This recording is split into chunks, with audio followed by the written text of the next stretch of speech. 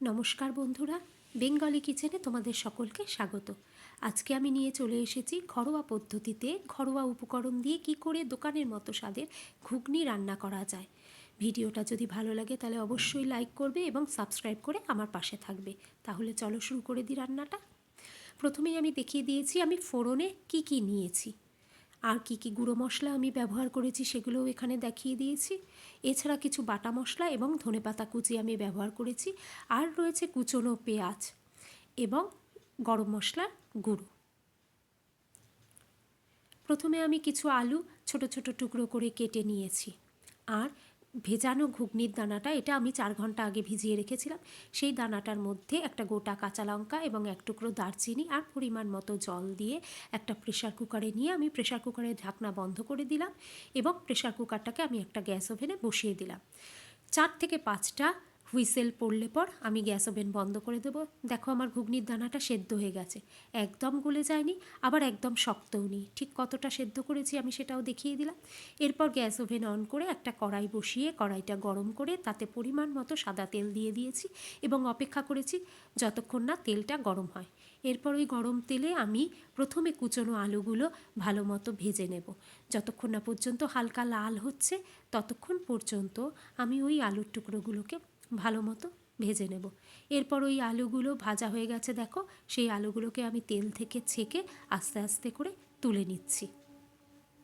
এরপর ওই তেলে আমি হিং, গোটা শুকনো লঙ্কা, তেজপাতা, গোটা জিরে এবং গোটা গরম মশলা ফোড়নে দিয়ে দিলাম।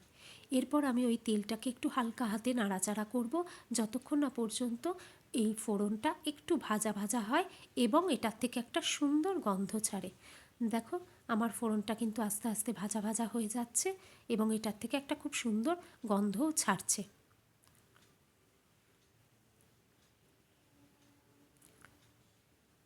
ফোড়নটা হালকা ভাজা হয়ে গেছে, এবার আমি কুচনো পেঁয়াজগুলো আস্তে আস্তে ওই গরম তেলে মিশিয়ে দিলাম। দেখো পেঁয়াজটাও হালকা করে ভাজা হয়ে গেছে। এরপর তাতে আমি আদা রসুন বাটা মিশিয়ে দিলাম, দিয়ে এটাকে একটু হালকা নাড়াচাড়া করে নেব।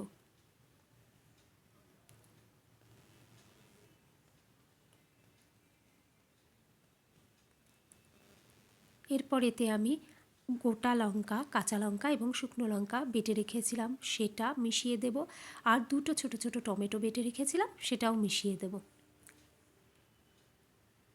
এরপর এই পুরো মশলাটাকে আমি আবারও ভালো মতো নাড়াচাড়া করে নেব, যাতে তেলের সাথে এবং ফোড়নের সাথে মশলাটা ভালো মতো মিশে যায় এবং একটা হালকা সুন্দর গন্ধ আসে। দেখো আমার ফোড়নটার সাথে সুন্দর মশলা মিশে গেছে। এবার আমি তাতে কিছু গুঁড়ো মশলা যেমন হলুদ গুঁড়ো, কাশ্মীরি লঙ্কার গুঁড়ো, ধনে গুঁড়ো এবং জিরে গুঁড়ো মিশিয়ে দিচ্ছি।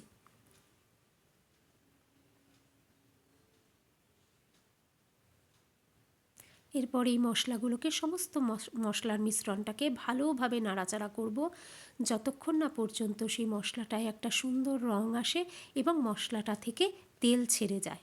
তেল ছেড়ে যাওয়া পর্যন্ত কিন্তু আমাদেরকে মশলাটা ভালোভাবে নাড়তে হবে এবং এই পুরোটাই কিন্তু মিডিয়াম ফ্লেমে রেখে করতে হবে, কারণ যদি আমি হাই ফ্লেমে দিয়ে করি তাহলে মশলাটা পুড়ে যেতে পারে। এরপর সামান্য একটু নুন আমি মিশিয়ে দিলাম মশলাটাতে। তারপর আমি ওই ভেজে রাখা আলুর টুকরোগুলো ওই মশলার সাথে মিশিয়ে দিলাম। দেখো আলুর টুকরোগুলো ভালোভাবে মশলার সাথে মেশাচ্ছি আমি।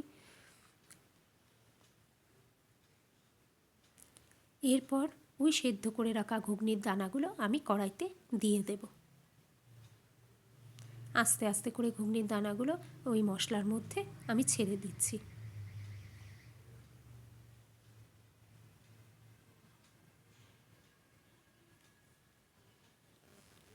এরপর ভালোভাবে আমি এই ঘুগনির দানাটা মশলায় মিশিয়ে তাতে পরিমাণ মতো নুন এবং চিনি দিয়ে দেব। নুন এবং চিনিটা তোমরা সবাই তোমাদের নিজেদের স্বাদ মতো মেশাবে। দিয়ে এরপরেই দেখো নুন এবং চিনিটাকেও আমি একটু ঘুগনির দানা মশলার সাথে ভালো করে মিশিয়ে সামান্য পরিমাণে জল দিয়ে দিচ্ছি। জল কিন্তু বেশি দেওয়া যাবে না, কারণ আমার ঘুগনির দানাটা আগে থেকেই সেদ্ধ করা ছিল। এরপর দুটো গোটা কাঁচা লঙ্কা আমি ওই জলে ফুটে যাওয়া জলে দিয়ে দিলাম, আর কিছুটা ধনেপাতা আমি দিয়ে দিলাম। বাকি ধনেপাতাটা রেখে দেব শেষে মেশানোর জন্য। এরপর দেখো ভালো মতো ফুটে গেছে আমার ঘুগনির ঝোলটা। এরপর আমি দেখে নিলাম আলুটা সেদ্ধ হয়েছে কি না।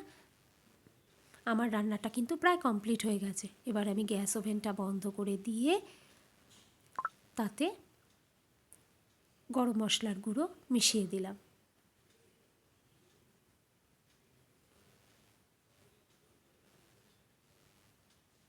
আর ওই যে আমি কিছুটা ধনেপাতা রেখে দিয়েছিলাম, সেই ধনেপাতাটাও এবার আমি শেষে দিয়ে দেবো গ্যাস ওভেনটা বন্ধ করার পর। তাহলে ধনেপাতাটার একটা সুন্দর গন্ধ আসবে। দেখো আমার ঘরোয়া পদ্ধতিতে ঘুগনি কিন্তু তৈরি হয়ে গেছে।